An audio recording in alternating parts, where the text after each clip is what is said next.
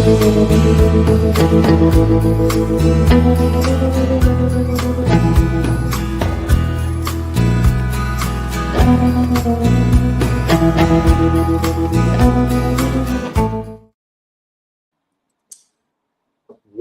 to the show, all you precocious Python people.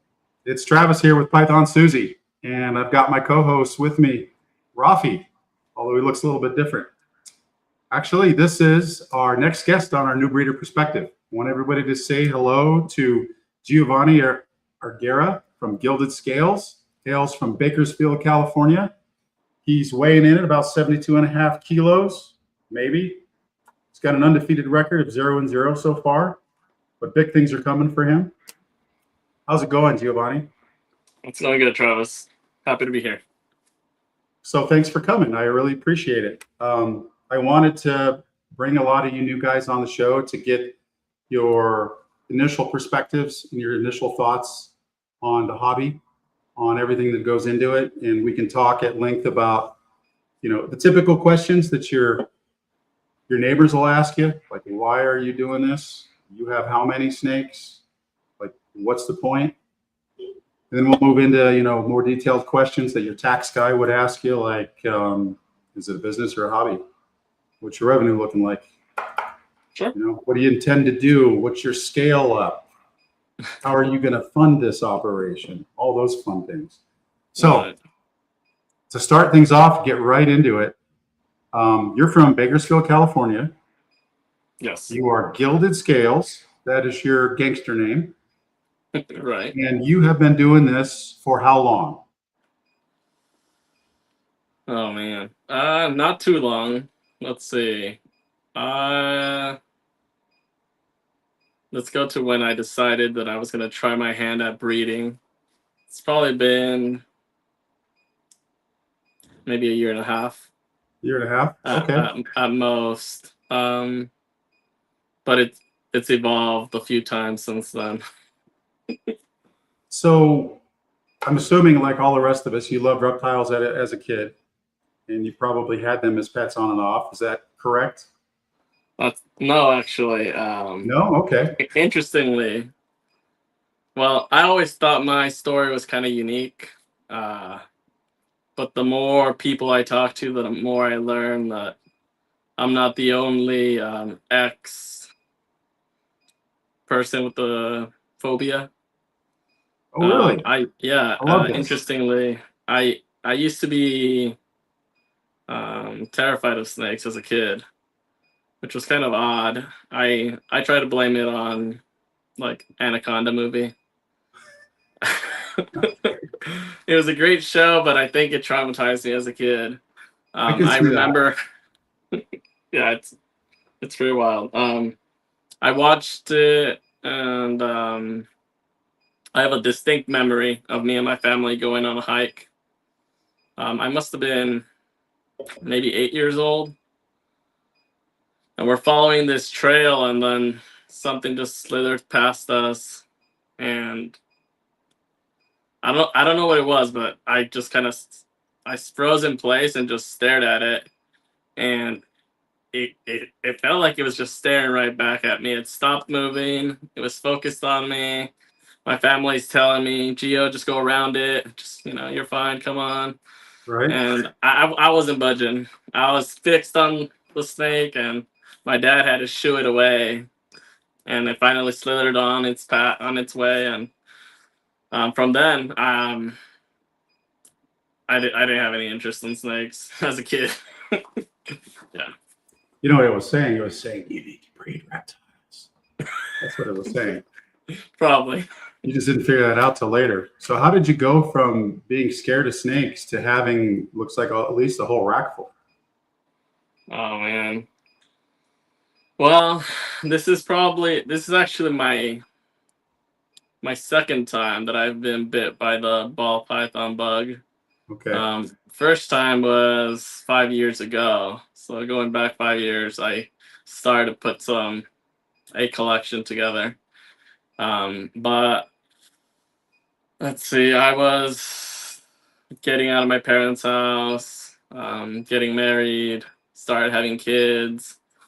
I actually grew up in Ventura, California, Oxnard, Okay.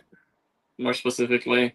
And so moving out to Bakersfield, and in that process, um, snakes came and went from the Yeah. house.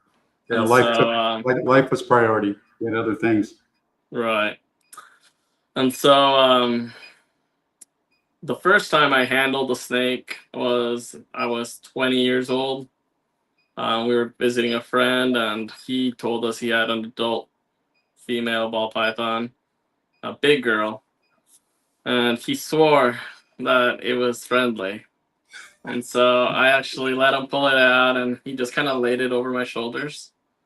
And I was expecting, something vicious, like quick movement, aggressive, if you will. And it was the total opposite. It almost felt like it didn't care that it was sitting on my shoulders. Yeah. I could have been a tree as far as it was concerned. And so that led to me, I guess, realizing maybe they're not so bad.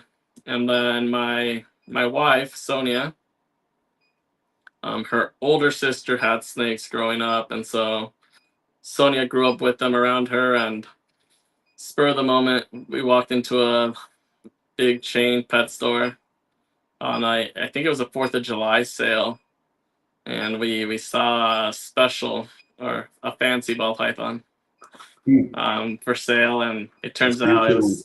it was just a pastel, but it was really pretty, and we got a deal on it because it had grown larger than the babies, and so they were trying to get rid of it. Right. So we got that one, and that was my first snake. No intention of doing any breeding, but I was enjoying some YouTube, and you know, lots of content, reptile content at that time. And like I said, we got rid of our snakes during our building our life together. And then my oldest daughter, Sammy, I was putting her to bed. She's 7 now, so 2 years ago now.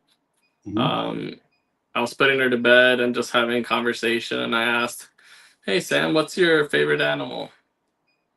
And she said a snake, and I was kind of shocked. I was like, "What, snake? What are you talking about?" I don't know if she recalled that we had some at some point or not, but she said it was a snake, and it's getting to be the holiday season, and so I talked to my wife. Um, should we get her one as a pet? Right. And my wife has always been very supportive and just sure, why not?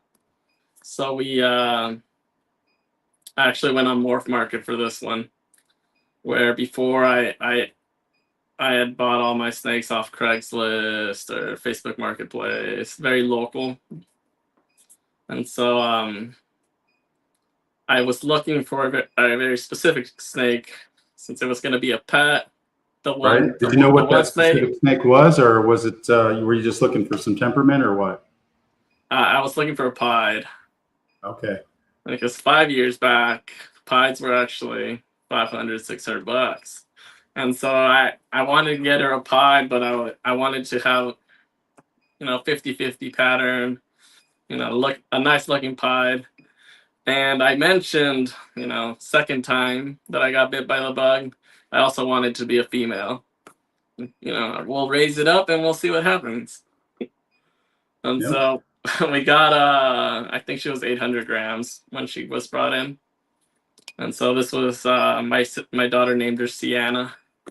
And so we brought Sienna in, and then I have a obsessive personality. And so whenever I get into a hobby, I consume it like no other. Just lots of content. And so I was watching videos, and my birthday's in December, so we got my daughter's snake in November. Oh, it's your birthday, and I'm on Morph Market just browsing, no intention of buying anything else, but just looking. And snakes are on Always more sale, market. and it's a killer deal. So so my wife says, "Oh, you should get it for your birthday." And so I did. So I brought in a second snake. I named him Troy. And then from there, we decided to take a trip to a local mom and pop pet shop. Yeah. It's called Mischievous Pets here in Delano. And again, my intention was to window shop, just admire them. I was really enjoying looking at all the different snakes, aside from the ball pythons. And my wife fell in love with an ivory that they had at the store, and she had to have it. So we bought a third snake, and so very quickly, I started accumulating aquariums and trying to figure out how best to stack them.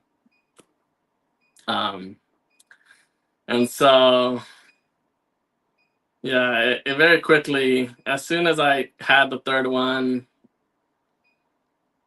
I ended up making a shift to more of a rack system because How long ago was this? this goes back January 2025. So Okay. a year and a half ago. So we had 3, and then I discovered I think I bought a handful more, 2 or 3 more, looking at the specific ads on Morph Market, and then I discovered auctions, and oh man. I remember I saw a very particular. It looked like some breeders were, getting rid of extra animals. When we started playing. What is it? I don't know, but it's something for adults. Here. I'll go fix it, baby. Oh man. Yeah. Oh, I'm sorry, Travis. I'll be right back. Oh, you're good. You're good. Daddy, Damien keeps on hitting me with Kids are always okay. All right, come on. I used to walk. Let's go fix it. Come on. Yeah. Wouldn't be surprised if my kids interrupt me at some point.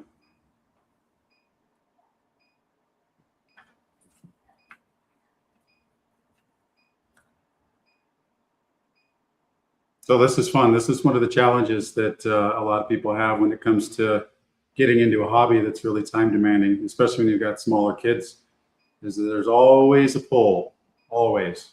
Kids always come first. And so that can make for some really late nights, some long days, because you got to prioritize the family and family time, and then come down and do your snaky stuff. I say come down. My snake room is downstairs in the basement of this house. That's right. I'm this old weird dude that breeds snakes in his basement, like all the rest of you. But it's a lot of fun. But you make sacrifices in areas that don't affect your family so that you can continue to have fun. And that's what this is all about. I have found myself doing and saying things that I never thought I would ever say because of this hobby. Oh man. Quite interesting. All right. So sorry about that. No, you're good. You're good. So you're at a handful of snakes, maybe 6 or 8. When did you decide that you're gonna? I don't know. Have you decided to be? What kind of breeder have you decided to be here? I'll just ask that question. Are you doing this as a hobby, just to experiment? Do you want to grow it? Do you have any idea yet? Well, I'll say that I want to intentionally keep it very small and manageable. So I'll say hobby, if you will. It was all funded from my primary job. And so I've kind of accepted kind of the idea of, people spend money on their hobbies. If I was into golfing, I'd probably buy some clubs. Or if I was into cars, I'd probably spend a lot of money on my car. Things of that nature. And so I have no desire for, or I'll say I have no need for it to give me all my money that I put into it back. My goal right now is for it to become self-sufficient. So I buy rats right now. I feed frozen thawed so that it can pay whatever animals I produce. I find good homes for, and then those sales will pay for the rats. Yeah. Maybe upset the uptick on my electricity bill, things like that. So that I think it would be awesome if I could breed, make some cool snakes, and keep some for myself, sell the rest, and have it, one hand pays for the other one, and we're good. Yeah. So that's the goal right now. No, I think that's really smart. If you don't control your overhead controls you. And each snake comes with a monthly bill, right? And while individually they don't really add up to much, but you end up with several racks full really quick. Sure. And I've looked at the prices of frozen thawed, and they've gone through the roof. And so I feel for the guys that have larger collections that do nothing but frozen thawed. So that's I give you kudos for that. And that's my perspective personally. Yeah. Is I don't want to have a huge collection where I have racks upon racks upon racks of snakes and I'm producing dozens of clutches a year. It doesn't appeal to me. I feel like that takes it from being an enjoyable, adventure to a job. You're cleaning tubs. You've got a legitimate business with legitimate expenses that you got to make those expenses plus some. And so I think that forces you to make business decisions that you wouldn't normally make as a hobby keeper. So sure. I looked at it as a $150 ball python costs about as much to keep alive. I say keep alive, to take care of, as a really, really high end, dwarf Burmese python, which is something I'm in. Sure. So I decided that I would bite the bullet and try to buy a lower number of snakes that each had a higher dollar value that didn't depreciate over time, so that I could keep them and I could hang on to them, and I could, I could say, hey, yeah, I've had this girl for 15 years and she's given me 8 clutches or whatever. So I like the whole longevity aspect of things. I like history.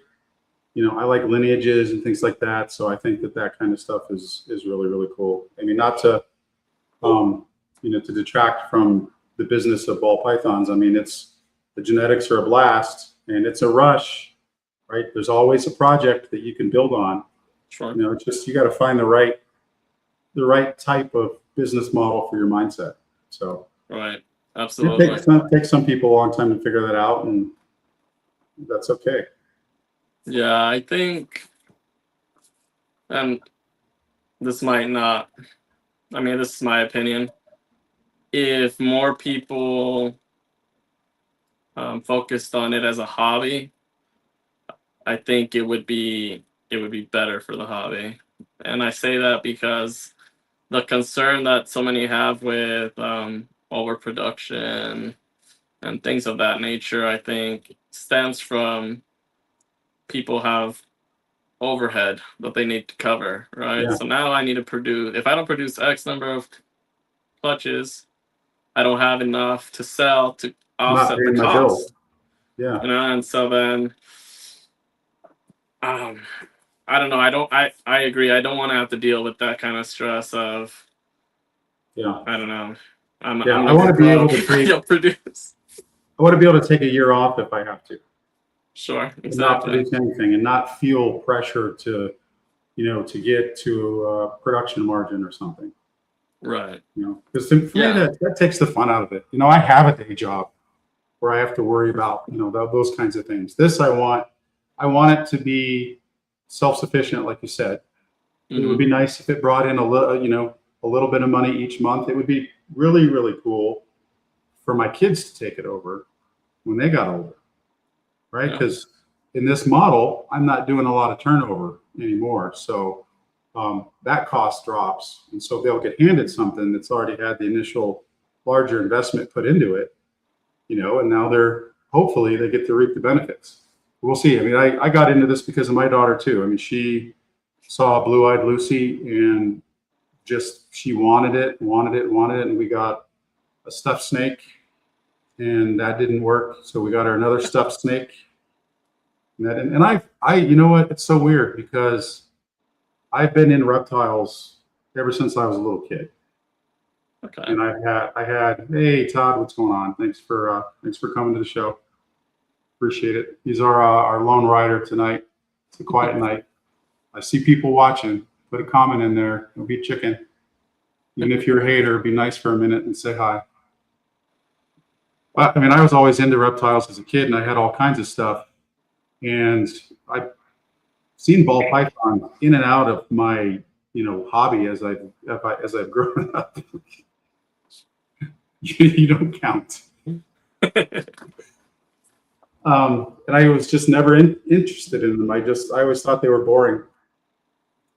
And I don't know, for whatever reason, my daughter wanting a snake, I was like, well, we can get a ball python. And my wife was like, I thought you said they were boring. I'm like, yeah, they are boring, but it's like a pet rock, so it'll be great, for her to just get a first experience. It's not a monitor. It's not going to chase her around the room, and try to bite her or anything like that. So, Sure. And it's not, fast, so we can lose it, right? We spend more time looking for it than taking care of it. So, right, yeah. So I started researching, and I was enamored with all of the industry and all of the technology that went into it. Because the last time I was into reptiles, everybody was keeping them in aquariums, and there was kingsnake.com and Craigslist. There were no connected breeders. There were no Patreons. There was no RGI. There's no Right. Husband Pro. And I saw all that stuff, and I saw how much attention was paid to the genetics, and I was hooked. And I was like, this sounds like so much fun. My daughter and I can do it together. But yeah, things evolve, and I'm a business person by heart. So the hobby is a business. So I want to make the business work. Sure. Right. So that's just, that's $1 profit over all costs. Right. So I looked at the business model for ball pythons and realized that how I am as a keeper, it's not the greatest fit for me, because I get very stressed when I'm bringing a new snake in. The idea of shipping out hundreds of snakes doesn't appeal to me either. So, and like I said, I like the longevity. I have ball pythons here that, I'm trimming my ball python collection down about 50%. And I'm looking at the list, and I'm like, I don't want to get rid of any of these snakes. I like them all. Sure. So I'm already in that position, where I'm adjusting, and I'm already making decisions that I don't want to have to make. So anyway, that's kind of where I came from on this whole thing. And that's been my evolution over the last 2 years and some change. So let's see, we got Todd says his son and he are just about to start a reptile company as well. Looking forward to working it with him. I think that's awesome. I think that's totally awesome. My oldest son, I put him in martial arts with me, and we did martial arts for decades. And I think it meant more to me when he got a black belt, his senior year in high school than it meant to him. So I think doing this kind of stuff is just, with your kids, is just awesome. Holly, what's going on? Thanks for stopping by. Want to check her show out. Not Another Reptile Podcast. Sometimes we talk about reptiles, most of the time. Awesome lady. Thanks for stopping by. So, but back to you. Let's talk about your gangster name, Gilded Scales. How did you come up with it? What was that process like? Oh man. So that one was actually pretty simple. So I mentioned I got into, ball pythons, and so some of my favorite content had to do around the business aspect of it, and a lot of it spoke to a brand, a way to identify yourself and do it early. Don't wait until you have your first clutch, so that hopefully people know who you are when you do have anything available. And so I started, thinking about what I wanted to call the hobby, and I had several names pop into my head. I seem to enjoy that aspect of trying to get creative and playful with things, and so I had a few that popped into my head, but I was like, no, I don't. Some just didn't fit. One of my favorite ones I came up with that I haven't seen used yet was Hakuna Morfata. That That's good, right? is good. I like that one. So I was like, oh, that'd be. Anyway, so I didn't use it. I just kind of All was right, like, you heard it here first, everybody. heard it here first. That's Geo's. Don't take it from him. And so, Gilded Scales was I like to use AI to brainstorm, and so I said G for Giovanni, S for Sonia. Let's talk, and I wanted something that had a appeal of luxury of something quality special. One of the snakes I first got came from someone called Designer Ball Pythons, and so I like that idea of it. And so I ended up with Gilded Scales, and I chose that because it allowed some flexibility. I wasn't tied to ball pythons, but reptiles in general, and so that's just kind of what I've stuck with. So that's been the name since I started doing it all, but for the year that I've been doing it. But the logo has gone through several evolutions. Okay. I keep changing it, and I think my wife's sick of it already because I'll come in with, what do you think? And 3 or 4 new variations of it, and there was a recent video I watched that spoke to make sure it's memorable. Someone's gonna look at it and remember it, and so my current logo, I actually drew a little inspiration from you. I was like, From man, I me need for to your put current logo? your logo. Oh, wow. I thought I had no idea. a beautiful Oops, I woman. didn't know this before we brought him on the show. I swear to God, I didn't know. Well, I like that. The picture that's there is a beautiful woman holding a python. Yeah. And I thought maybe I can do something like that. And so my family, we come from a small town in Yucatan, Mexico, and so it's my Mayan ancestry, and so the personage there is Ixchel. She's the Mayan deity for fertility, water, and medicine. And so I kind of was like fertility, Mayan, and I kind of put it together. And so it's there. I like it. We'll see. I think it'll look cool. No, that's good. Yeah, some people they go through a bunch of iterations. I actually didn't. When I think I got lucky because I iterate on everything in life. If you ask my wife, when I decided I was going to do this as like a business / serious hobby, it just popped into my head, like the logo, the name, everything. Because I like the World War II nostalgia, right? All the warplanes were named after women. Okay. So they all, they had the nose art, right? And so you had Bombing Betty and Enola Gay, and and it was just my career has been in nuclear weapons, and so that World War II nostalgia from the Manhattan Project, has kind of been preserved in those programs, and so that kind of art and that kind of Americana is kind of popular, and so that was like a big influence for me. And because that's kind of, I was like, yeah, I want it to be nose art. Like I would take this and stick it on a B-29, right? So that's kind of that's where I came from. Of course, it confused everybody, right? Because they're like, Python, wait a minute, and when I first got on Instagram, I got some DMs. Hey, cool logo. Is that what you look like? It's like, no, dude, it's not.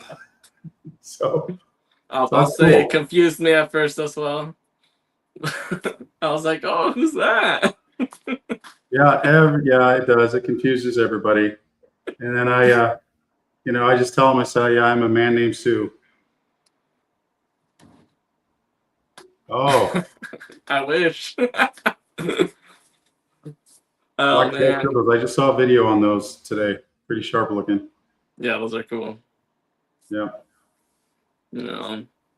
So, what have you experienced so far that surprised you? Whether that's about yourself or just the hobby in general, or people's reactions to it. I mean, you can go there too.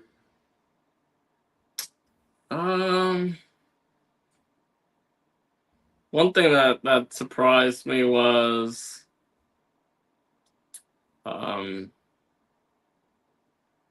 want to be careful how I say this. When we amass so many animals, we can no longer provide proper care for them. And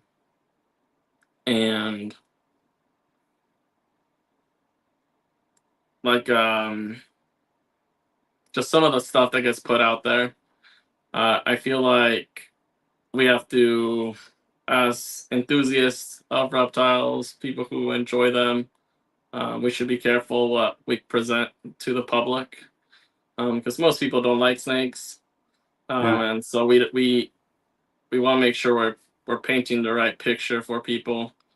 And so when I hear about situations, and obviously I don't know everything that's involved in that person's life or why it went down the way it did, but I would hope that we would seek out help sooner when we are in a situation like that,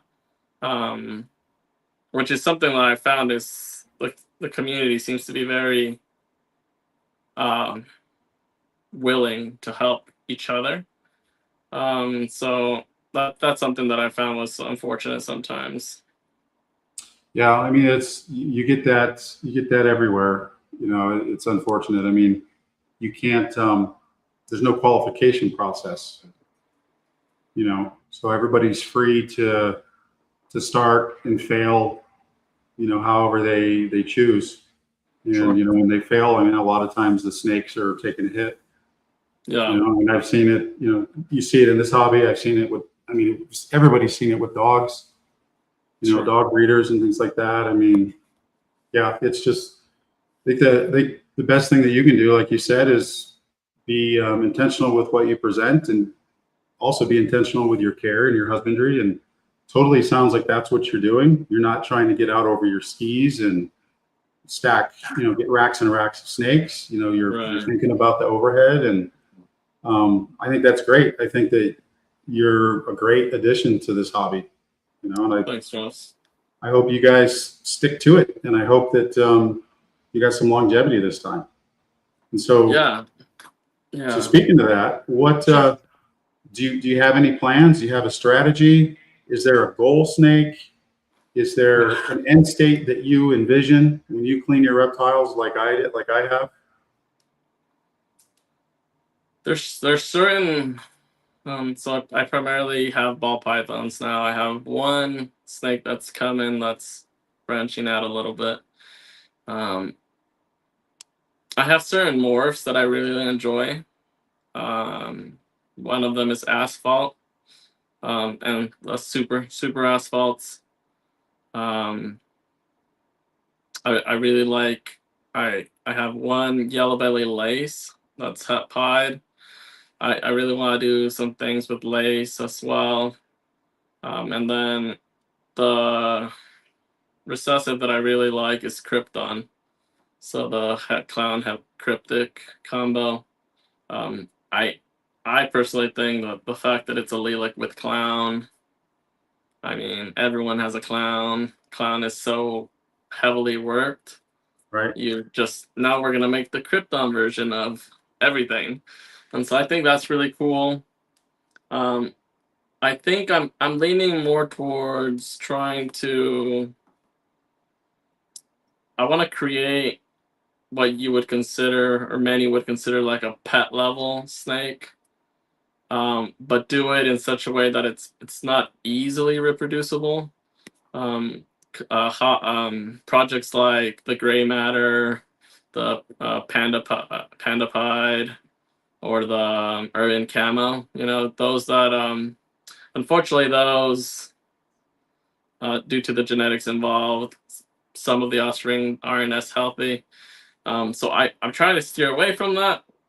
So my idea is if I can make it supers. So I'm thinking like super asphalt, white lace, blackhead, GHI. Stack them that way. I really like the darker snakes, and so I don't foresee them being, you know, the $20,000 snakes because I didn't invest in those. I do have a few snakes, but the odds of hitting them are pretty low. And so yeah, I think I'm leaning towards more pets. Okay.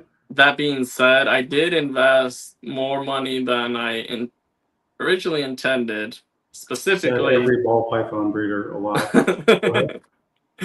But I did so specifically because I knew that by the time this girl grows up, I need it to be more than, you know, pastel het desert ghost. You know, it needs to have more to it. And so I picked up some, you know, some better snakes. One of my favorite ones is a super orange stream leopard desert ghost het pied. Oh yeah, I love that combo. And so I love leopard and OD, and desert ghost is, yeah, it's definitely becoming a massive favorite of mine. Yeah, it's a striking look. And so we'll see. One of the things that I want to say I worry about, I guess, is not being able to rehome what I produce, right? And Right. so for that reason, I want to be very purposeful with what I put together, and I try to invest in the visual as much as I could, because I didn't want to make 50 normals that are double hets that if you're not a breeder, you're not interested, and even breeders aren't all that interested. Right. And so that was and so that's I think the challenge is many people feel in order to increase your odds of producing your dream snake, you need more numbers. Because I need to have 6 clutches aiming at that dream snake, and I don't know. I don't know if I could. That's just not my style. And so I tried to do Buying the visuals. visual is smart. When I first got into this, I had some folks telling me, "Don't waste money on the visuals. Just buy the hats. They're a lot cheaper." I'm like, that's like an extra step. That's extra snakes. I don't want to do that. Right. You know, I can buy the visuals, so I'm just going to buy the visuals. Right. So. Thanks, Mystic Mountain.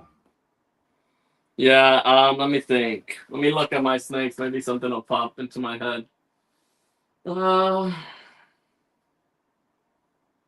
Yeah.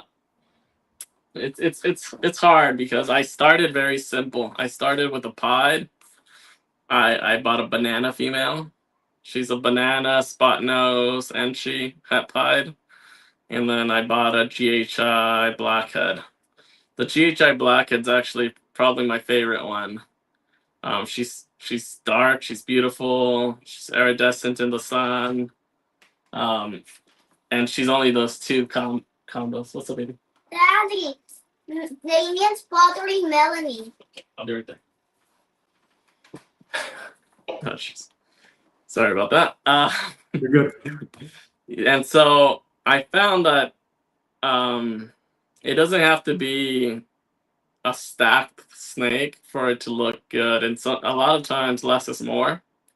And so you want to combine the right genetics. And so I mentioned I like asphalt, so I bought a super asphalt pied, because that way when I pair him, I know that all his babies will have asphalt, and I'll probably keep the best one. Mm-hmm. You know, and so that's my plan as far as trying to stack. And then the way the current price are on snakes, it's made it tough not to buy everything when everything sounds like a good project, and so I've had to try to be very purposeful, or more purposeful with my purchases. Daddy, go to the living room. Okay, baby.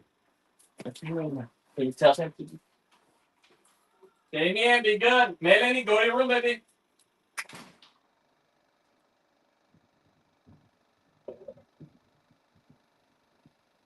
So what do you think, folks? You like this guy? Sounds like he's got a pretty good head on his shoulders.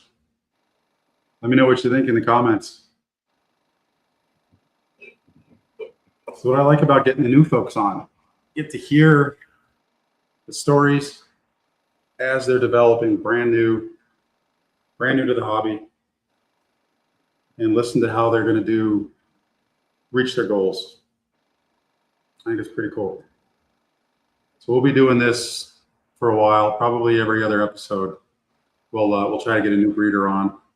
I know there's a number of people I've chatted with that wouldn't mind coming on the show. So if you're one of those people, just be patient. We got lists lined up here, so that's cool. I'm grateful that folks want to come and be on the show. Yeah, Mystic Morphs. Let's know how long you've been in the hobby. Revisit that real quick. Yeah, about a year and a half. I got my first ball python about 10 years ago. I've kept a handful of different snakes, but I always went back to ball pythons. I like them. I like how chill, handleable they are. The personalities are nice. Before that, I had a boa, but I mentioned that I came from a fear of snakes. Right. And boas just look angry to me, and so the way their head's shaped, so you went and got they made me something nervous. that made you afraid. What's that? You went and purchased something that made you afraid. You kept it in your house with you. Yeah, and I mentioned I would get them on Craigslist. So this was a 6-foot boa, a 4-foot, and so she was a big girl, and unlike pythons, they don't have the heat pits, and so I'm of the opinion that if you touch them, they turn their head that direction because they're about to eat you. And right. So it was interesting. And so it was, yeah, I purchased and sold the boas pretty quickly. Yeah, so Mystic Mountain, we run this on a couple different channels. So you may not see, if he's on a different channel, you won't see his comment until I put it up on the screen here. So that's why. But yeah, Rafi, what the heck? You have a story to tell me, but it's not new. So Rafi fell asleep again, or he forgot what day it was. So I have to start figuring out what kind of punishment I should give this guy. Make him send me a snake or something. I don't know. I don't want any more ball pythons. So, isn't that the truth? Yeah. All right. Mystic Mountain says, you're not new to reptile keeping or the hobby, just the breeding. Yeah, that's what it sounds like. Yeah. So speaking of breeding, I'm sorry, go ahead. I was gonna say, yeah, I haven't had my first clutch yet. I'm pairing, I think four snakes. Because last year I just paired my pied and she didn't go, and so I was kind of disappointed. So hoping to at least get a clutch this year. We'll see. Okay. All right. Now, as far as the breeding goes, do you have what's your source of information? Are you in any Patreons? Do you have a mentor? Are you doing research on your own? What does that look like for you? Or do you have a group of friends that you rely on? You guys bounce ideas off each other. Yeah, I did most of the research on my own. YouTube. I even went into ballpythons.net blog and read articles from 2006 or something. So I did a lot of my own research. I just recently joined the Leviathan Patreon, which has been pretty cool. If I have any questions, I just drop it in the chat and in the Instagram chat, and there's always someone willing to share some advice. There's a local breeder here who I pick her brain sometimes, but some of the advice she gives me is very old school, and so I just take it from wherever I can get it, and then I try to work it out. I find that there's more than one way to do things, and so I'm always happy to learn if there's another trick to something. But for the most part, the reason I went to the rack systems is they're so well designed for the care needs, if you will. They hold humidity really well. The heat's easy, and a really important thing for me is to try to keep them healthy, and so it's really easy to just spot clean. I only had to carry my 36 by 18 enclosure made of glass a few times when I was like, yeah, this isn't gonna work. Yeah. Mystic Mountain wants to know what projects you're working. Yeah. I know we talked about this, but there's no harm in saying it again. Yeah, no, not at all.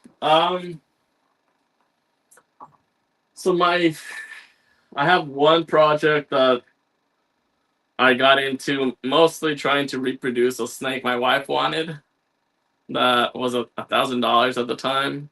It was a Confusion Krypton Black Pastel Luster.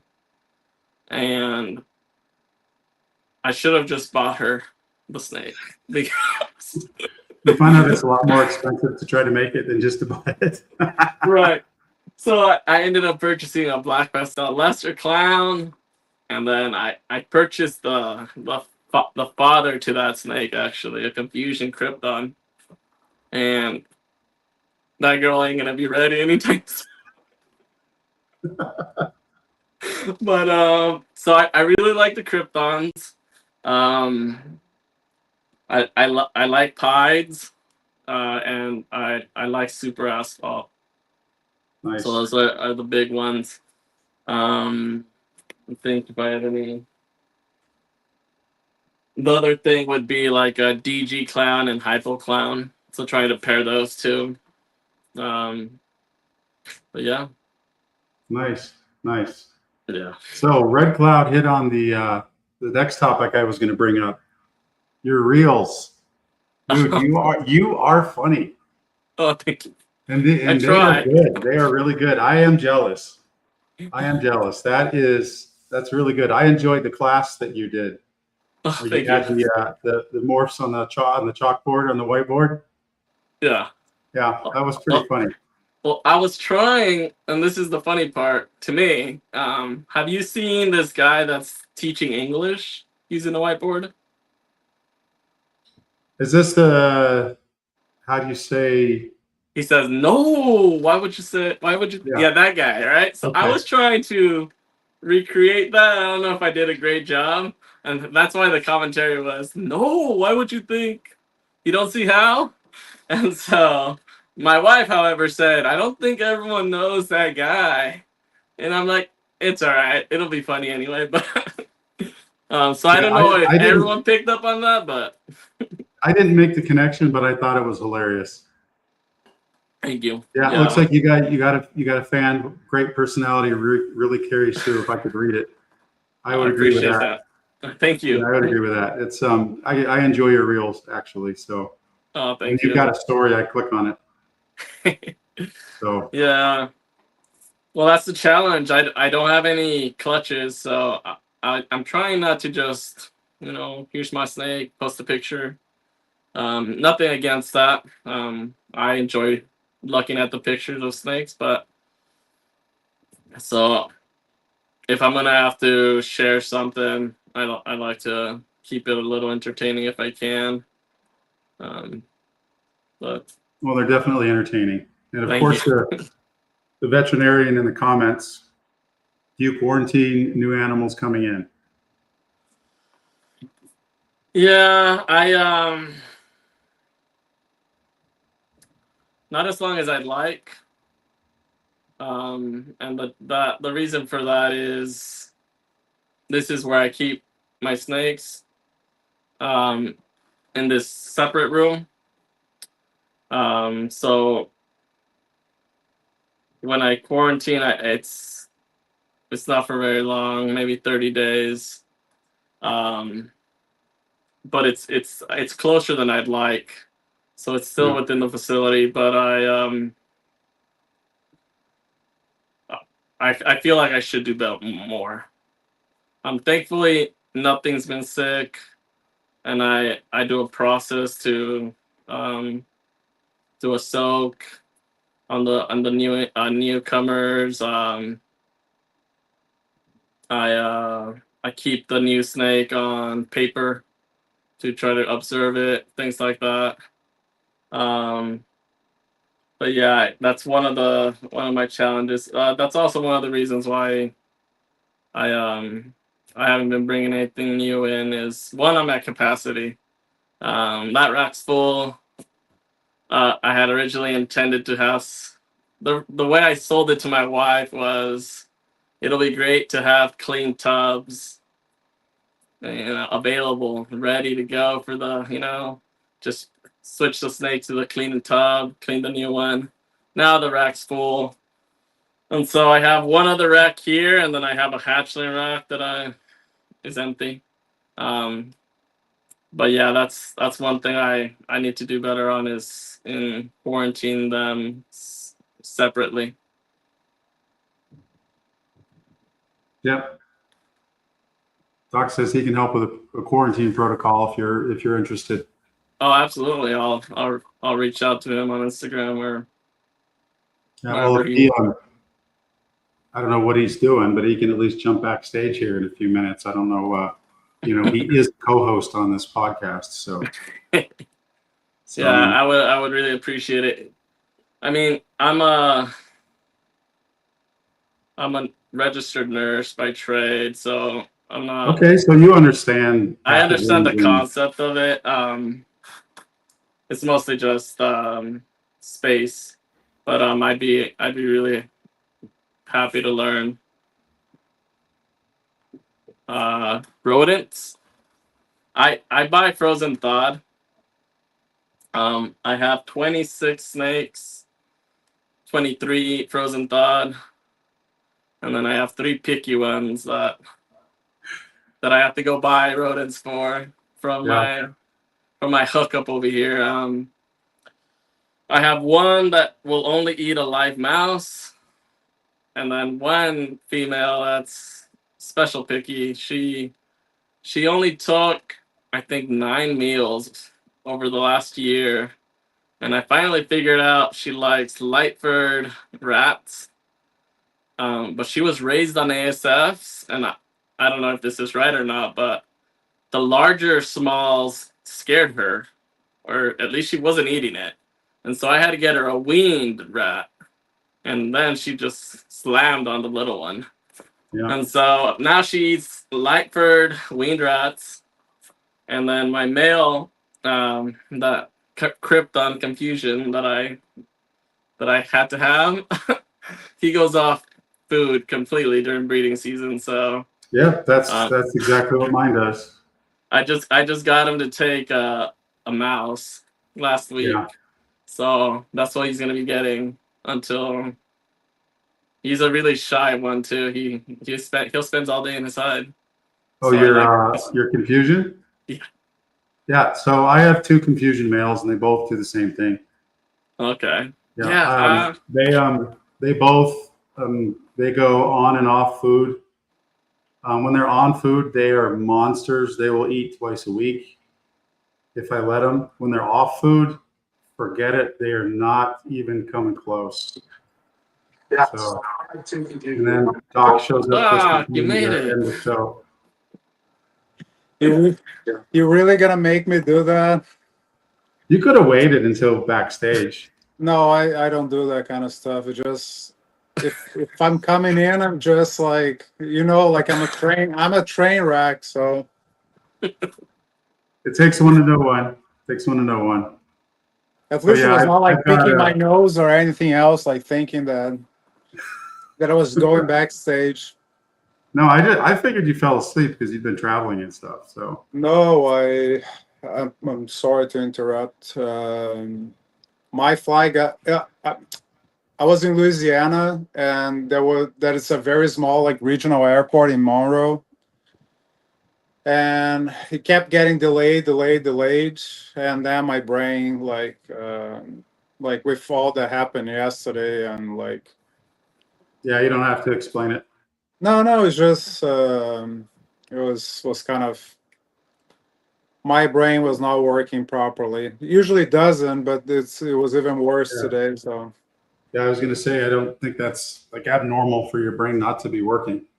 oh, the normal is my brain is abnormal. So Yeah, so we were just getting ready to talk about confusions not eating, or we just started it. So No. yes, my male confusions act exactly like yours does.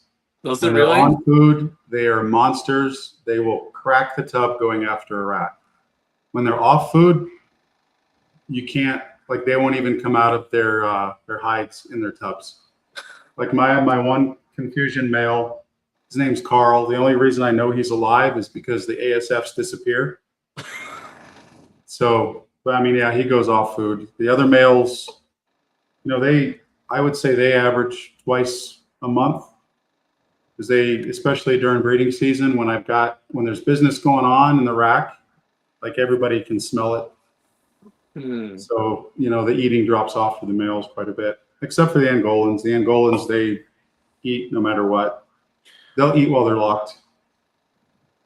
so I don't going to that conversation. I don't know if I had a theory like that the problem is not confusion itself, but like a couple of lines of confusion that people had bad eaters and they started reproducing like to get the looks. Because I've heard a lot of breeders that they do not have any issues with their line of acid or confusion. Yeah. The only male confusion I have I just saw the acid one. I had an acid and a confusion.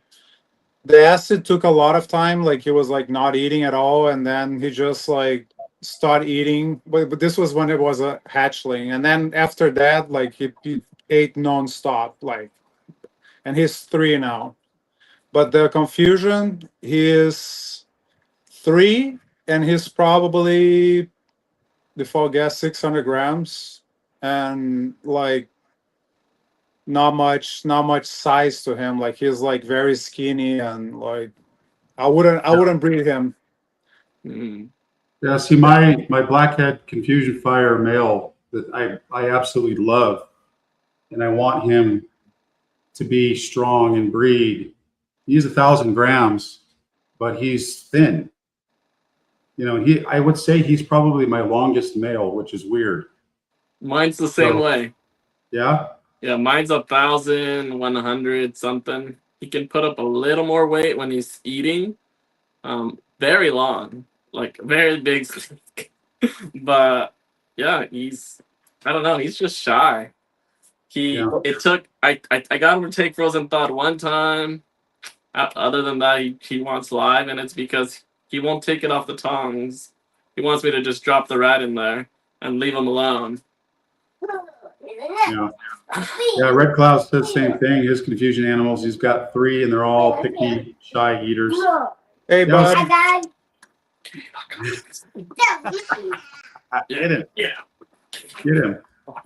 Yeah, so yeah, my blackhead confusion fire guy, he ate just fine until he was like maybe a year, 600-700 grams, 800 grams maybe, and then he just like became a terrible eater.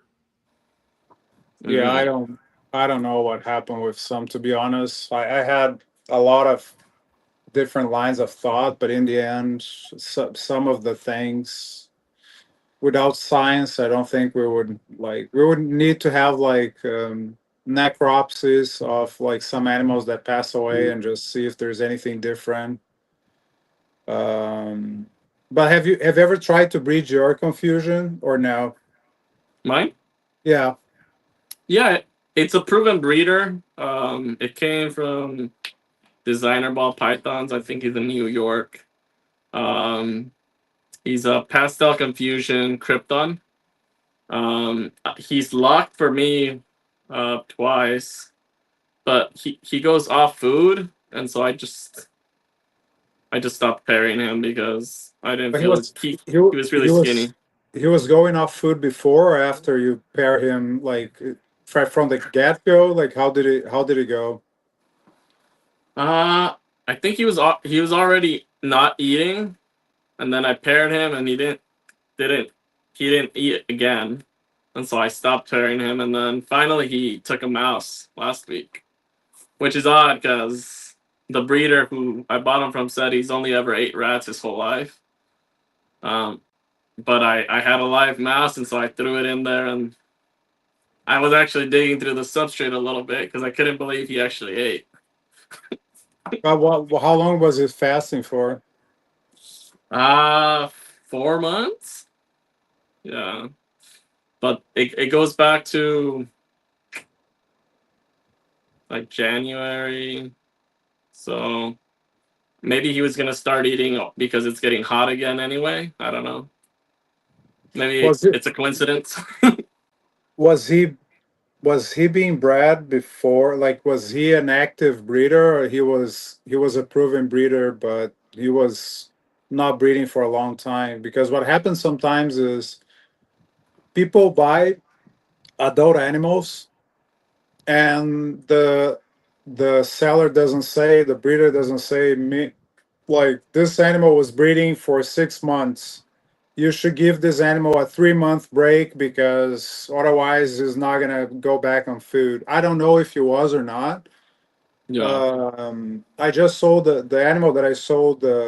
He was a acid hurricane phantom, and I sold a couple of adult females to him. And the customer asked, like, "Oh no, actually, I offer him.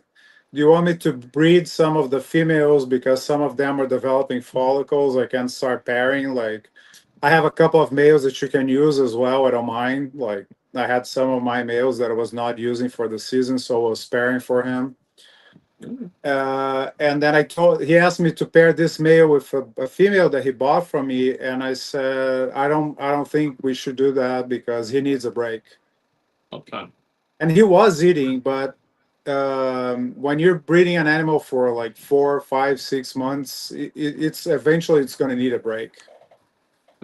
Yeah, I've had this guy for I think over a year now. When I first got him, the breeder told me he had paired him a few times. I guess he wanted to get one last clutch out of him or something. And so then I purchased him, and so he sent him over. He didn't eat for 4 months. And then he finally started eating again. I didn't pair him because none of my females were up to size at that time last year. Now I paired him, but like I said, he only paired twice, and then I stopped because I think what I'm gonna do is when he is eating, he's gonna eat every week, so that he can put on some. This is actually what I do. I try. There was a line of thought back in the day that fat males were too lazy. Like, I've never had that issue. I want to pack as much weight as I can on my males because if they go out of food, they have the reserve. That's what they do in nature. Like, they're going to try to get as much food as they can before the breeding season because they need energy, because they're not going to be able to keep up with food when they're thinking about other stuff, right, that are more important. Right. Um, so I try to pack as much food. I would give sometimes more food to my males than the females. If the females are not developing, I feed them normal. And when I see that they're developing follicles and they're starting to ask for more food, like, there's like this nonstop, you keep throwing rats and mice and they keep like wanting it, that's when I pack food on them. But if the male wants to eat more, I don't see an issue of giving like more rodents food. to that. Yeah. Nice. You want reserve on that body. No, I would agree with that. Sorry about that. Yeah, I agree. I think that's what I'll do when he wants to eat. I'm just gonna feed him, so I won't have that same issue. I have one girl that I'm growing up. She's a black pastel phantom clown, and she is het pied, and she proved het hypo through shed testing. Great. And so I want to put him to her and make some clowns and some kryptons, and I'll test for the hypo. So I need him to be ready to go. Sweet. Well, Mystic Mountain's been waiting on this answer for a while. What other reptiles do you keep, or is it just ball pythons? I know you mentioned you had something on the way that you were branching out. Did you want to share that, or are you keeping that close to the chest? No. So going back maybe a month or two, I caught this podcast before, and I asked Travis if he had Angolans, and so Angolan pythons just always piqued my interest. To me, they kind of look like they're super asphalts. They have that kind of pattern to them, and so I just think they look super cool. But I'm actually picking up a Royal Angolan hybrid. It's a het pied male that was listed on Morph Market for a while. So I'm really excited to bring him in, and then I think where I want to take that is I want to make as close to Angolan as I can pied, right? And so he would have to go either to an Angolan female or another F1 hybrid. Yeah. And then kind of hold back and then do it that way to try to the goal be I'm curious how that'll look. Yeah, then, no, that's awesome. I absolutely love it. I have het pieds here that I've got a male and a female. So they take a while. I mean, they grow fast, but they don't mature as fast as ball pythons, I'm finding. Like my big girls, my two large Royal Angolan girls are well over 3,000 grams, but they're not ready. I mean, they're at 5 millimeters, and I put a male in there with them, and they coiled up tighter. They turned into ball pythons. They coiled up super tight and buried their heads and didn't want anything to do with them. The guy's all like, "Hey, what's up? What are you doing? Like, can we, can we chat a little bit?" Like, they're just not ready yet. I think maybe next year. How old did you say they were? So these guys are. Make me go pull up my Husbandry Pro. I think that they are 2023s, October 2023 for my two big girls. So that's not bad. October 2026, we're looking at 3 years. So 3 years. Okay. So they're actually not as old as I thought they were. Yeah, that's one of the things that actually drew me to the Angolans was one, apparently they're not super common. And then I kind of like the idea that they take longer to mature. Yeah, I like that so too. It'll be like less of a quick buck for someone. Yeah. Currently, all I have is racks, but the reason I haven't purchased a pure Angolan is I want to do an enclosure for it. Yeah, you mentioned that it's always ready to come out, and so it's something that I want to see and give it a little bit more space if it moves around that much. Yeah, they're very, very active snakes. I like them quite a bit. I have 8 Angolans and I have 4 Royal Angolans. And so actually they all 4, I know 2 are het pied. The other 2 might also be het pied. They have het pied markers. So I reached out to the guy that I got the other 2 from, the 2 older girls, one of which is also the Visual Banana. And I asked him, hey, is there pied in this? And he goes, oh, there might be actually. I think the mom might have been het pied. He's like, yeah, so could be. And I'm pretty sure I can send the sheds in and get it tested. I just need to do it. I'm not in a rush. So yeah, I mean, that's a possibility. So let's keep in touch. I might have some visual pied Royal Angolans here that really we can do some collaboration on. That would be awesome. Mountain, he has an Angolan as well. That's awesome. Every time somebody says they have an Angolan, I love it. Rafi hates them. Mystic Mountain says that. Why are you talking about? The only reason why I don't have them is because you have them, and I don't like you. So no, to be completely honest, some species I would not put in a rack system, and right. I don't like boas and I'm not shitting on anybody that do or does. It's just like I don't see like retics, boas. I like to see like how they move and they climb, and Yeah. so if I would get one of those, I would have to get an enclosure. Yeah, I agree with that. I've had some of mine in racks because I moved and everything and haven't built their enclosures, and they do not like it. And so I've been, this is an Angolan. I've got a Sanzinia here, Angolan down here, and then I've got a big 6 foot enclosure down here with my big breeding pair in it right now. Wow. And they use every bit of the enclosure. And I've got a big shelf in there. So they've got double the surface area to crawl around on, and they use the whole thing. What's the size of your enclosure for 4x2x2? This one is a 6x2. Oh, cool. And then these are is it even a 6x2x2 or is it shorter? No, it's a 6x2x2. And these are the 2x2 cubed here. So they only have one 6x2x2, and I have my 9-foot boa. Yeah. No, she's this girl she's pushing 7 feet. So she's big. Do you have perches in there? Say that again? Do you have perches in there? Perches? Yeah. I have a rock shelf, if you will.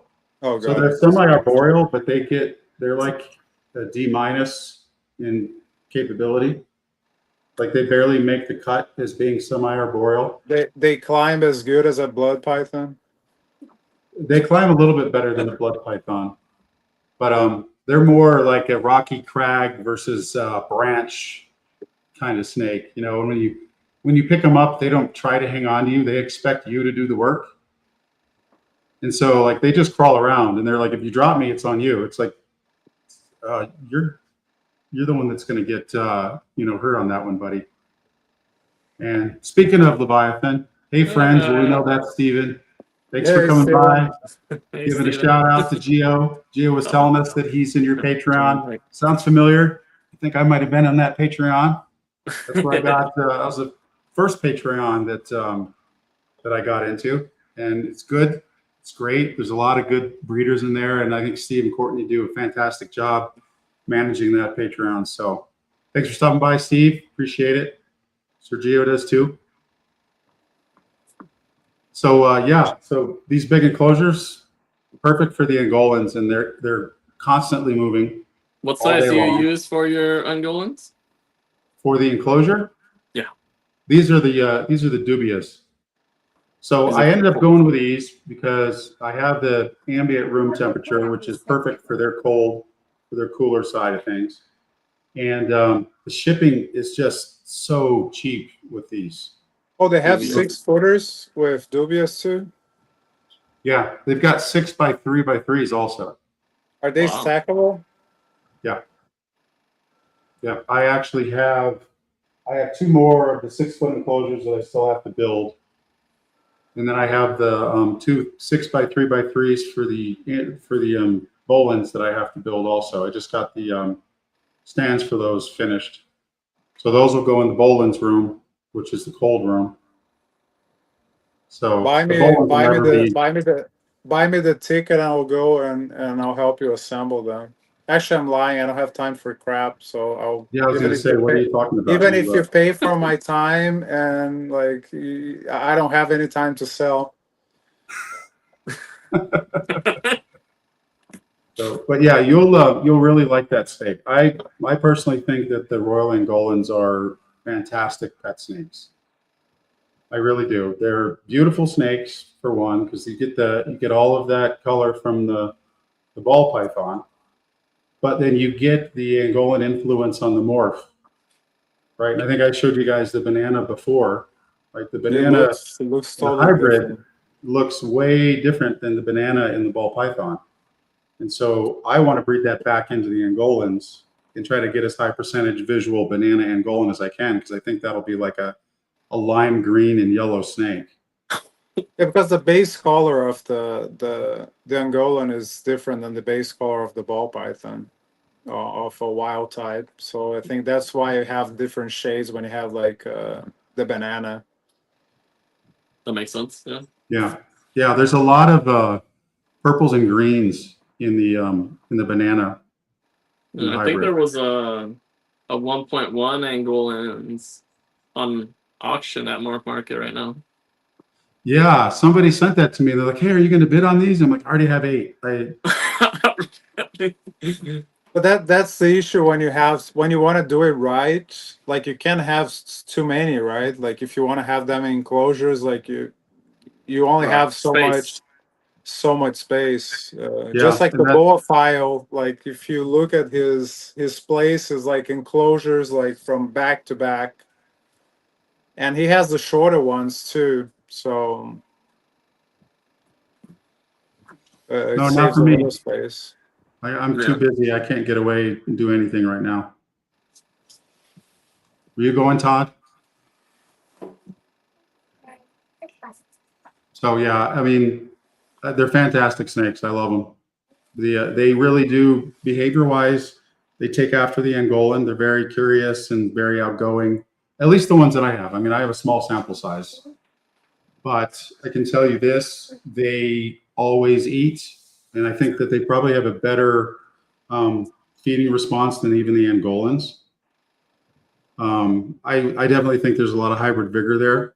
I think they have a stronger constitution than both the Angolan and the ball python. And Bolins are really hardy snakes, but I wouldn't really call them tough, if that makes sense. Like, I don't necessarily think they'd win a fight anywhere, but they would definitely be like, I can take the cold, I can take the dryness. Oh, you're desiccating over there. I'm doing just fine.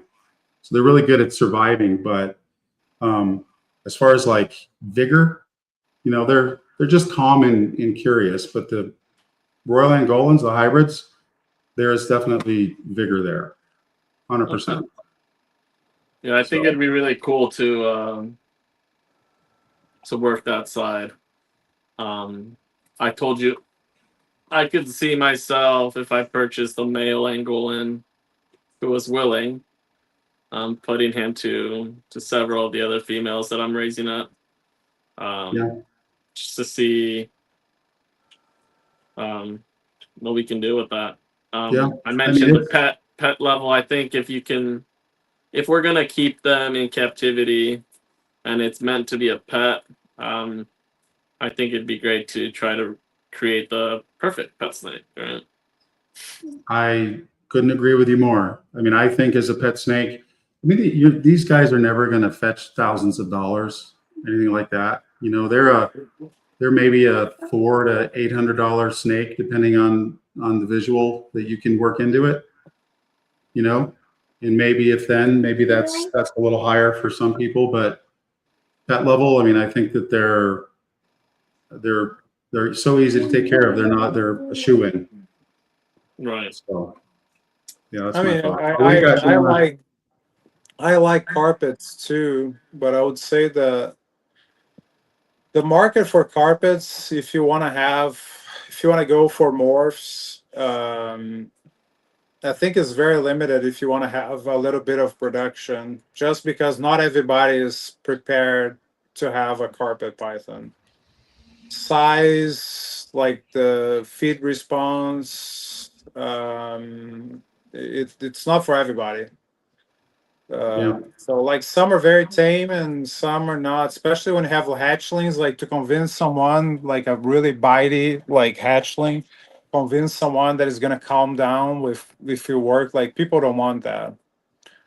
Even ball pythons, people ask me something, and I'm honest, like if I have a spicy hatchling, I tell like this, it might never calm down. Like most of them, they, especially the strangers, oh my god, like my all of my strangers besides one, when they're hatchlings, they're gonna stride at my shadow. But that the Nialis were the same when they were like hatchlings. Now they calm down.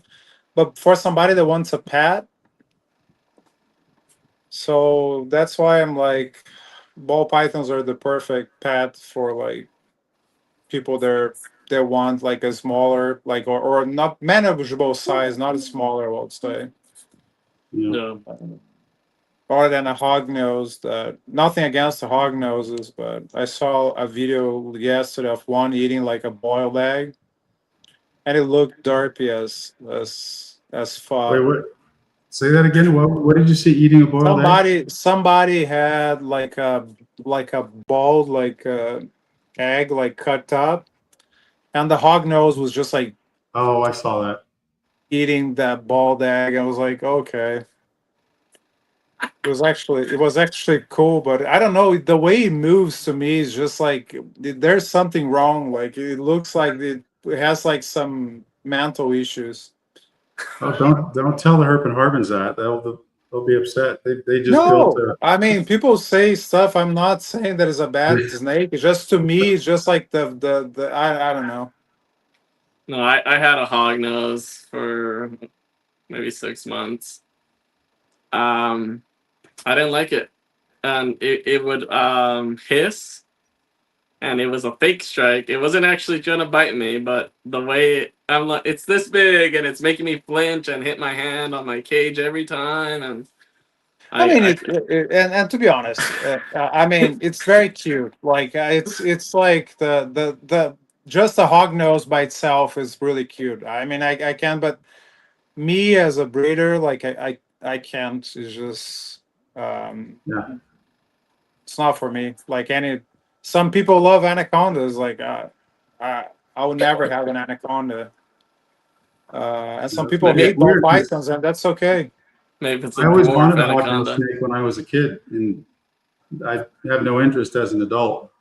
I mean, same thing. If you want to and if you want a ball python, and you're worried about that as a pet, and you're worried about that snake is not gonna eat eventually, don't get a ball python because it goes in cycles. Some would never stop eating, and some will fast, and you have to calm down and just be patient. But um, people get very emotional because they want to see, like they're used to dogs and cats sometimes, or they're used to colubrids and they get a ball Yeah. python. It's not for you if you're not willing to wait or work the quirks that ball pythons have, like change of environment, like trying to do new things.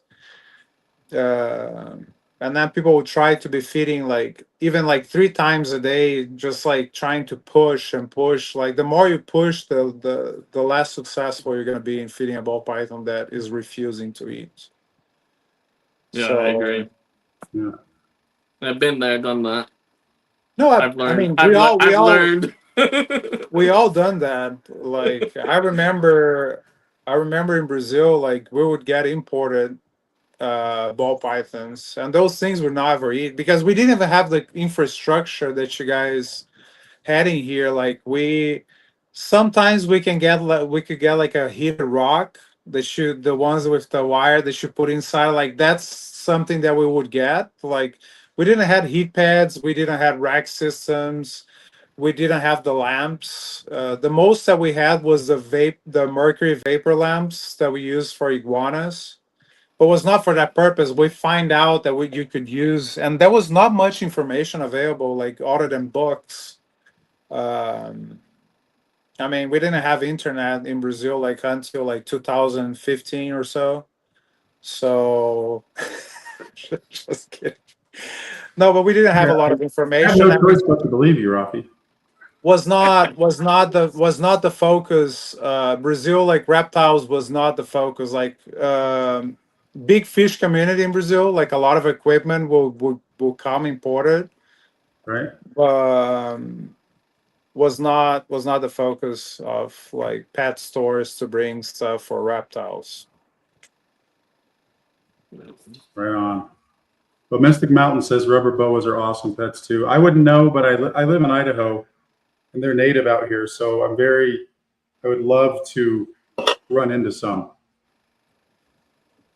So that'd be cool. Well, hey folks, we're at an hour and a half. I think it's probably good for us to wrap up. Gio, it was great having you on the show. I'm super stoked that you're getting a hybrid. I think that's awesome.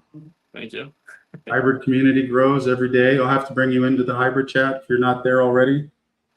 I'm not, but yeah, that'd be great. So definitely do that. And everybody else that was in the chat, I appreciate you coming by and saying hello and giving Gio a little bit of support. Stephen from Leviathan, thanks for coming by and supporting your guy here. Much appreciated. Everybody else, until next time. Rafi, what is the outro? What do you say? And I'll see you on the next one. Bye. See you on the next one.